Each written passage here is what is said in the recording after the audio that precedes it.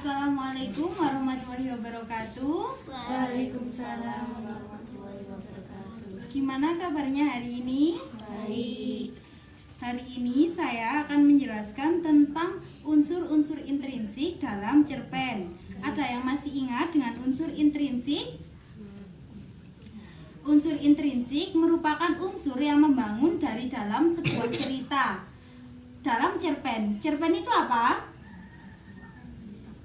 Cerita pendek. Lebih lengkapnya, cerita pendek merupakan suatu karya sastra dalam bentuk lisan yang mengisahkan sebuah cerita fiksi yang dikemas secara pendek, jelas, dan singkat. Dalam cerita pendek itu ada unsur-unsur intrinsiknya, yaitu yang pertama tema. Tema adalah ide atau gagasan yang melatar belakangi suatu cerita pendek. Biasanya diambil dari masyarakat, lingkungan, pengalaman hidup, atau persahabatan. Ya, kemudian tokoh dan penokohan. Tokoh adalah orang-orang yang terlibat dalam cerita dan banyak mengambil peran dalam cerita tersebut. Tokoh dibagi menjadi 4. Siapa yang tahu? Tokoh apa saja? Protagonis, antagonis, tritagonis, dan figuran. Protagonis adalah tokoh utama dalam cerita yang menggambarkan sifat yang positif, yang baik. Antagonis adalah lawan dari tokoh utama. Biasanya itu yang jahat gitu ya. Terus tritagonis. Tritagonis itu penengah antara protagonis dan antagonis. Selanjutnya tokoh figuran, yaitu tokoh dalam cerpen yang menjadi tokoh pembantu dan memberi warna pada cerita. Sedangkan penokohan merupakan cara penulis menentukan watak atau karakter tokoh tersebut. Adapun jenis perwatakan seorang tokoh dapat disampaikan melalui dialog, penjelasan, narasi, atau penggambaran fisik tokoh tersebut. Selanjutnya, latar atau setting. Latar atau setting merupakan tempat, waktu, atau keadaan yang melatar belakangi berbagai peristiwa tersebut. Latar dibagi menjadi 3. Siapa yang tahu? Latar tempat, latar waktu, dan latar suasana. Latar tempat itu apa? Yang menjelaskan di mana kejadian atau peristiwa dalam cerpen terjadi. Latar waktu menjelaskan kapan kejadian atau peristiwa dalam cerpen. Latar suasana menjelaskan gambaran suasana dalam cerita cerpen. Selanjutnya, alur dan plot. Alur adalah rangkaian kronologi peristiwa dalam cerita pendek. Kemudian alur dibedakan menjadi 3. Alur maju, alur mundur, dan alur campuran. Alur maju adalah cerpen dengan peristiwa yang disajikan secara kronologis, berurutan dari awal ke akhir. Kalau alur mundur itu dari yang akhir ke awal. Kalau yang campuran, penggabungan antara alur awal, alur yang maju, dan alur mundur. Bisa dimengerti? Selanjutnya, sudut pandang. Sudut pandang berisi pandangan pengarang terhadap cerpen. Bisa saja pengarang menjadi orang pertama atau orang ketiga. Yang pertama, sudut pandang orang pertama adalah pengarang terlibat langsung atau orang pertama dalam cerita yang ditandai dengan penggunaan kata ganti orang, aku, saya, dan sebagainya. Yang kedua, sudut pandang orang ketiga, yaitu pengarang tidak terlibat langsung dalam cerita dan ditandai dengan penggunaan kata ganti orang seperti dia, mereka, dan sebagainya. Selanjutnya, gaya bahasa. Gaya bahasa merupakan ciri khas dari penulis saat menuliskan cerita pendek tersebut. Apa sih gaya bahasa itu dibedakan menjadi berapa?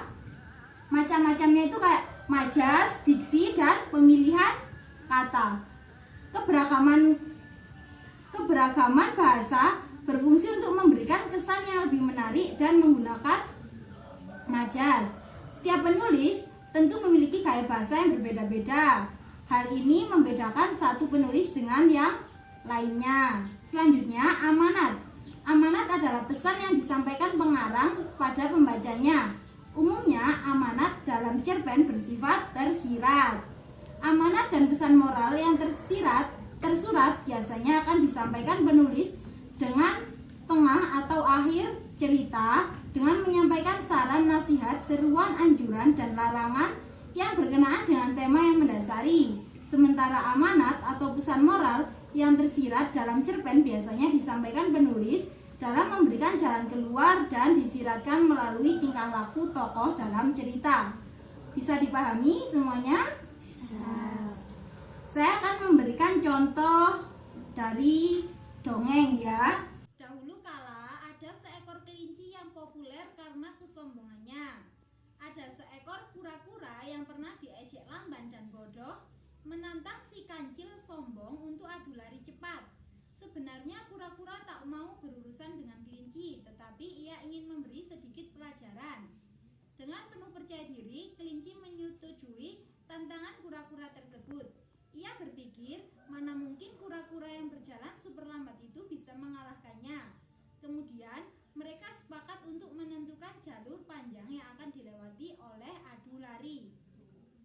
Pertandingan keduanya tak ayal mengundang penasaran hewan-hewan yang lain. Mereka semua ingin menyaksikan bagaimana si kura-kura mengalahkan kelinci. Para hewan menunjukkan dukungan terhadap si kura-kura karena mereka tidak menyukai sifat kelinci yang sombong itu. Seekor kera ditunjuk sebagai wasit untuk mengawasi jalannya pertandingan tersebut.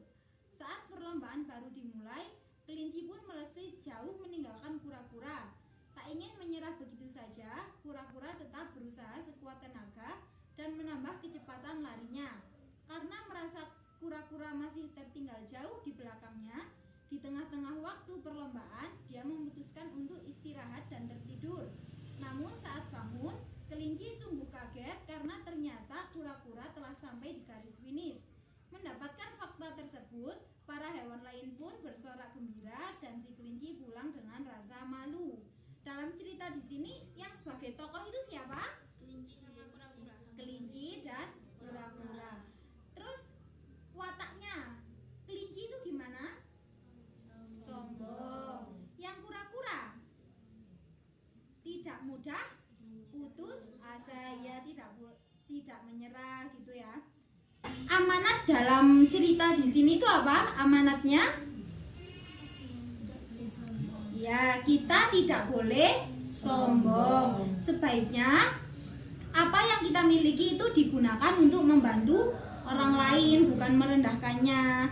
Terus yang amanah selanjutnya adalah agar kita tidak kecil hati saat kita diremehkan orang. Kita harus berusaha. Agar kan seperti kura-kura tadi kan kayak diremehkan, tapi dia berusaha, jadinya menang. Itu amanatnya. Ada yang ditanyakan? Tidak. Sekian untuk hari ini ya. Wassalamualaikum warahmatullahi wabarakatuh.